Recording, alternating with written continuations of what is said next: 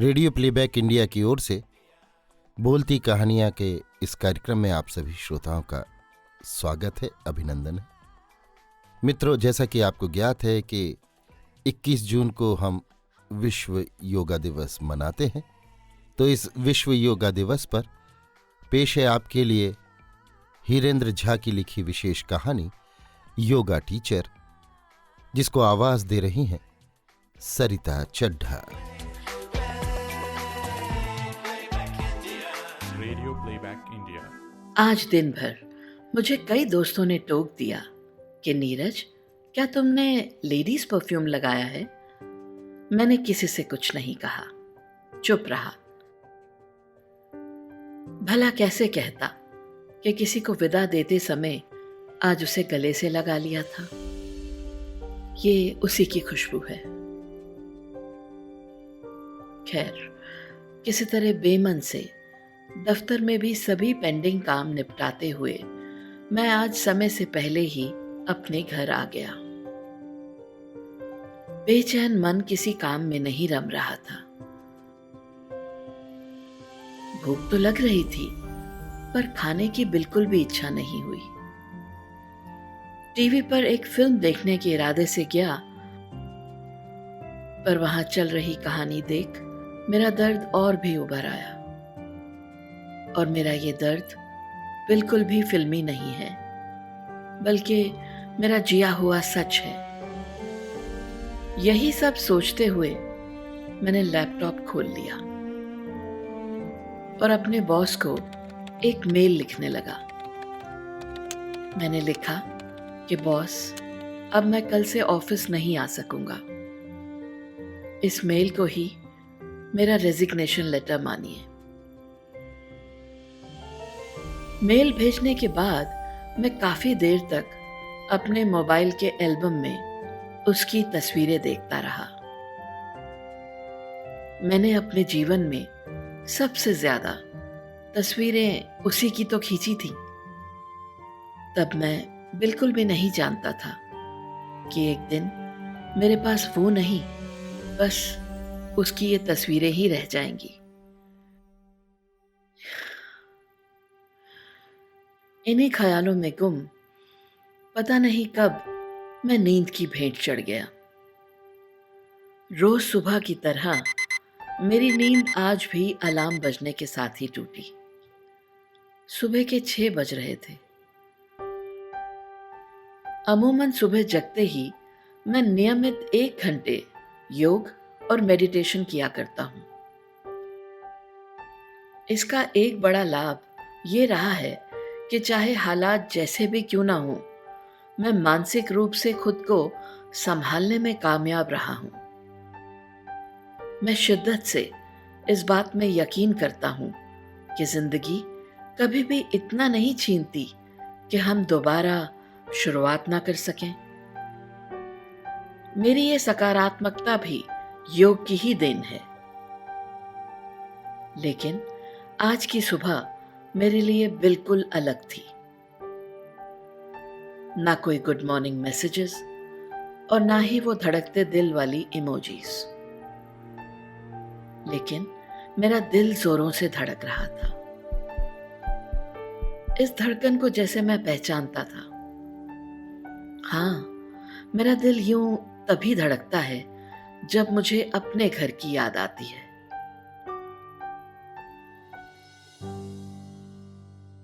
फिर बिना देरी किए मैं तैयार हो गया और अपनी कार से ही सड़क के रास्ते दिल्ली से देहरादून अपने घर को चल पड़ा।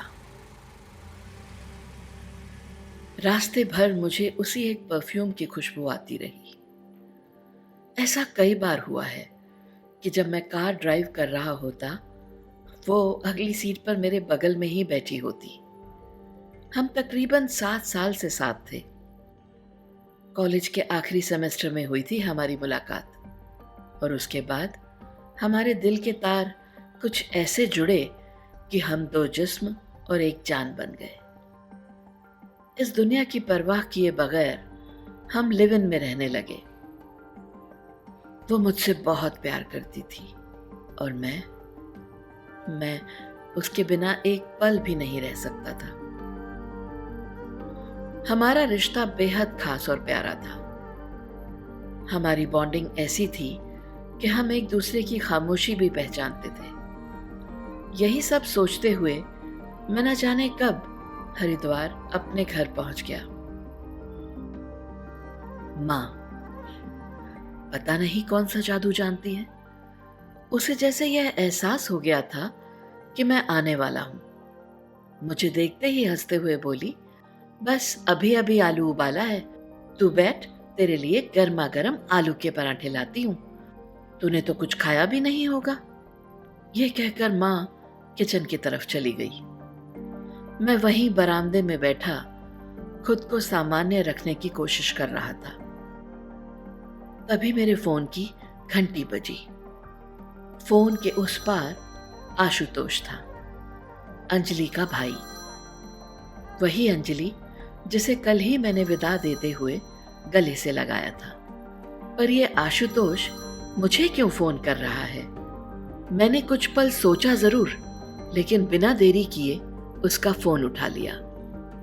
नीरज जी, अंजलि का एक्सीडेंट हो गया है, हम लोग साकेत अस्पताल में हैं। रोते हुए आशुतोष ने मुझसे ये बात कही। मैं भी यह सुनते ही सन रह गया। मैंने देखा माँ आलू पराठा लेकर मेरे सामने खड़ी है। मैंने माँ के हाथ से थाली लेकर वहीं पास रखी कुर्सी पर रख दी और माँ को गले लगाते हुए कहा, माँ मैं आता हूँ। उसके बाद मैं कार लेकर वापस दिल्ली की तरफ चल पड़ा। रास्ते भर मैं अंजलि की सलामती के लिए दुआएं करता रहा। 7 साल के अपने रिश्ते में हम दोनों बहुत खुश थे। हमारे बीच कुछ भी मेरा और तुम्हारा नहीं था, सब कुछ हमारा ही था। हमारे सारे सुख दुख के साझेदार थे हम। उस दिन जब अंजलि ने मुझसे कहा कि नीरज, हमारा रिलेशनशिप अब ग्रो नहीं कर रहा, तो यह सुनकर मैं ठिठक सा गया था। मैंने खुद को संभालते हुए उससे पूछा, अंजू तुम कहना क्या चाहती हो? नीरज, सब कुछ सही है हमारे बीच, पर कुछ तो है जो मिसिंग है। हमारा रिश्ता कहीं ठहर सा गया है।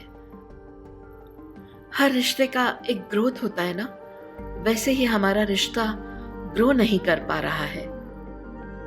मुझे अंजलि की ये बातें बिल्कुल भी समझ नहीं आ रही थी। मैंने धीरे से कहा, ऐसी बात है तो हम इस रिश्ते को यहीं रोक देते हैं। मैं काफी इमोशनल हो रहा था, पर अंजलि खिड़की के बाहर पीपल के पेड़ की तरफ देख रही थी, जिस पर एक चिड़िया अपने नन्हे बच्चों को दाना खिला रही थी। यही सब सोचते हुए मैं साकेत अस्पताल पहुंचा। आशुतोष जैसे मेरा ही इंतजार कर रहा था। मुझे देखते ही उसने बताया कि अंजलि के सिर में भयंकर चोटें आई हैं और जिसकी वजह से उसके शरीर के लेफ्ट वाले हिस्से को पैरालिसिस हो गया है। डॉक्टर ने कहा है कि वैसे तो चिंता की कोई बात नहीं, लेकिन अंजलि को ठीक होने में अभी लंबा समय लगेगा। ये सुनकर मेरा मन भी बेचैन हो गया। अंजलि का इलाज कर रहे डॉक्टर से मेरी भी बात हुई, लेकिन सब ठीक हो जाएगा के अलावा उस डॉक्टर ने मुझसे कोई बात नहीं की। 3 दिनों से हम सब अंजलि के होश में आने का इंतजार कर रहे थे। गूगल पे मैं देर तक अंजलि की बीमारी के बारे में समझने की कोशिश करता रहा। मुझे कुछ समझ में नहीं आ रहा था। अंजलि को होश आ गया है नीरज जी। आशुतोष की ये बात सुनकर मुझे थोड़ी राहत मिली। मैं अंजलि के पास गया। मुझे देखते ही उसने अपनी आंखें बंद कर ली और बड़े ही अनमनेपन से कहा, नीरज, तुम क्यों आए हो यहां? तुम्हें देखने, तुम्हें अपने साथ ले जाने, मैंने नरमी से कहा। यह सुनकर अंजलि चुप हो गई। लगभग 15 दिनों तक अस्पताल में रहने के बाद डॉक्टर ने मुझसे कहा कि हम लोग अंजलि को घर लेकर जा सकते हैं। उसका पैरालिसिस अटैक धीरे धीरे ही ठीक होगा।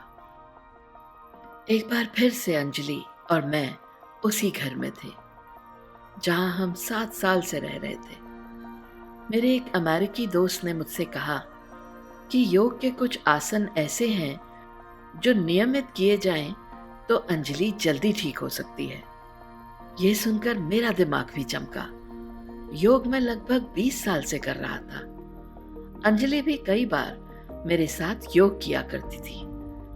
मैंने उन आसनों पर काम शुरू किया जिनसे अंजलि को फायदा हो सकता था, और फिर मैं जैसे जैसे कहता अंजलि ठीक वैसे ही करती। उसे पैरालिसिस अटैक तो जरूर हुआ था, लेकिन अच्छी बात तो ये थी कि उसके उस हिस्से में थोड़े मूवमेंट भी थे। 6 महीने के बाद जैसे धीरे धीरे चमत्कार होना शुरू हुआ। अंजलि अब पहले से कहीं बेहतर हो चुकी थी। अब वो थोड़ा सहारा पाकर खड़ी भी हो जाती थी और धीरे धीरे थोड़ा चल भी लेती थी। अब योग कह लीजिए या प्रेम या फिर हमारे रिश्ते की गहराई। आसमान से उदासी और अवसाद के काले बादल छटने लगे थे। जल्दी से ठीक हो जाओ, फिर हम दोनों खूब डांस करेंगे, मैंने हंसते हुए कहा। अंजलि इमोशनल सी हो गई, कहने लगी, नीरज, अब हमारा रिश्ता ग्रो कर रहा है। मैं उस दिन इसी ग्रोथ की बात कर रही थी। मुझे अभी भी उसकी बात समझ में नहीं आ रही थी। मैंने बात बदलते हुए कहा, अंजू चलो, पद्मासन करने का समय हो गया है। जो आज्ञा मेरे योगा टीचर, कहकर अंजलि खिलखिलाकर हंस पड़ी। मैंने खिड़की के बाहर खड़े पीपल की तरफ देखा। मैंने देखा कि एक चिड़िया घोंसला बना रही थी। अभी आप सुन रहे थे विश्व योगा दिवस पर हीरेंद्र झा की लिखी विशेष कहानी योगा टीचर। इस कहानी को स्वर दिया था सरिता चड्ढा ने। नमस्कार, यह रेडियो प्लेबैक इंडिया। गीत, कविता, कहानी या किस्सा, हर जज्बा इंडिया के दिल का। Radio playback India, radio playback India, radio playback India. सुनते रहिए दोस्तों, रेडियो प्लेबैक इंडिया।